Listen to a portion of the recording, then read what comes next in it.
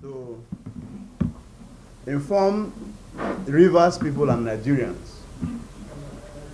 of the move by the governor of Rivers State, Fubara, to procure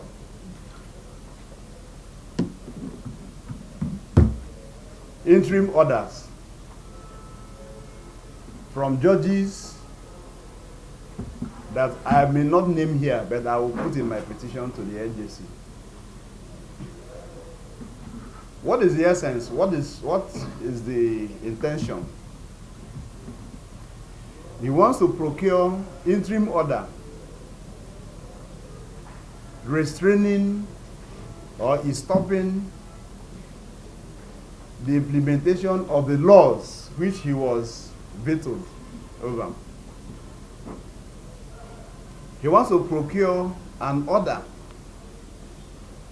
to announce as illegal the Rivers State House of Assembly as constituted and as led by Right Honorable Martins, Chike, and Mebu. Reading through the 8 points above, will it be true to say that indices 6 and 8 have been implemented? What are 6 and 8? That you present a budget to the legitimate assembly recognized by Mr. President as being headed by Right Honorable Martins, Chike, and Mebu. That you should present the budget. I'm asking the press, has that been done? Now,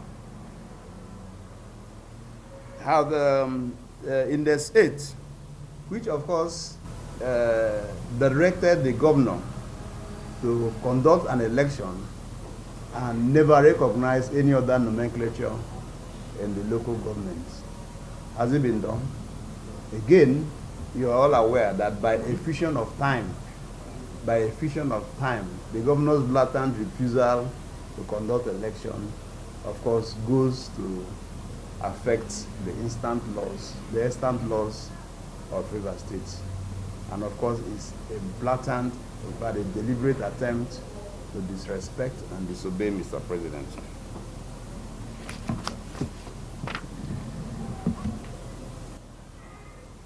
Okay, I'm saying again, what of Index 8?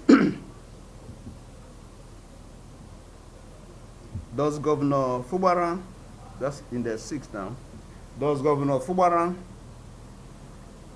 run a budget duly represented to a legitimate River State House of Assembly? Is the governor denying or about to deny his signature on that document, or as one of his ardent supporters who was present at the peace meeting? I'm sure you know the person I'm talking about. On David Briggs came out. He was part of that meeting. I saw him. Came out after the meeting when the rumble started to lie to Nigerians that Mr. Governor never assented to that document. And in fact, if he did, that he assented the document under duress. And I'm asking if the governor is about to put face to say that he didn't sign the document or that he signed under duress. Doesn't this unprovoked outburst further support our assertions that it is Governor Fubara who mobilized his cronies to institute suits in law courts challenging the powers of Mr. President to churn out the peace pact? Is it not true that with Governor Sim's outburst, Mr. President is limited only in Rivers State to his avowal as sworn to protect and defend the entire territory and sovereignty of Nigeria, which of course includes Rivers State? In other words, Rivers State in itself, according to Governor Siminalayi Fubara, is a sovereign nation state with Governor Fubara now as the GCFR. Is it not true? Is it true to claim respect For one, that you don't obey. I respect you. You don't obey. That you respect me, but you don't obey me. Is it true to claim that you actually have respect for me? Further questions before Governor Fubara. One, who was Governor Fubara warning to surprise in such a crooked, high-pitched voice in public? Who was he?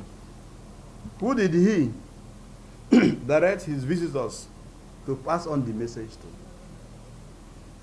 Why does a governor feel sure to threaten fire and brimstone in a state he swore to protect?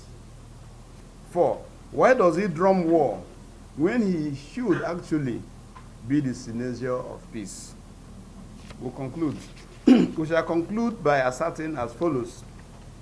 1, that if the governor of Fubara's warning of springing unpleasant surprises, if dead, is to Mr. President, then it is the highest height of insult to Mr. President and the office of President. 2, if the threat is to the Speaker and other 26 members of the Rivers State House of Assembly who have been asserting their independence and consistent with the principles of separation of powers and checks and balances, and in making laws and promoting laws for the prosperity of Rivers State, then the governor groups again. If this threat is targeted at the All Progressive Congress Rivers State, who has sustained its role as main opposition party in the state and had remained unequivocal and vehement in speaking for the mass of our people, including the downtrodden, then he misfired as usual. That threat is empty, completely empty. 4, if the threat is to his estranged benefactor, who is His Excellency Wike, Honorable Minister of FCT, then it will not be out of place to define Governor Fubara as a serial ingrate. 5, the governor should remember the aphorism, and I quote, "Those whose kernels are cracked by benevolent spirit should endeavor to be humble." Thanks for checking out SYMFONI on YouTube.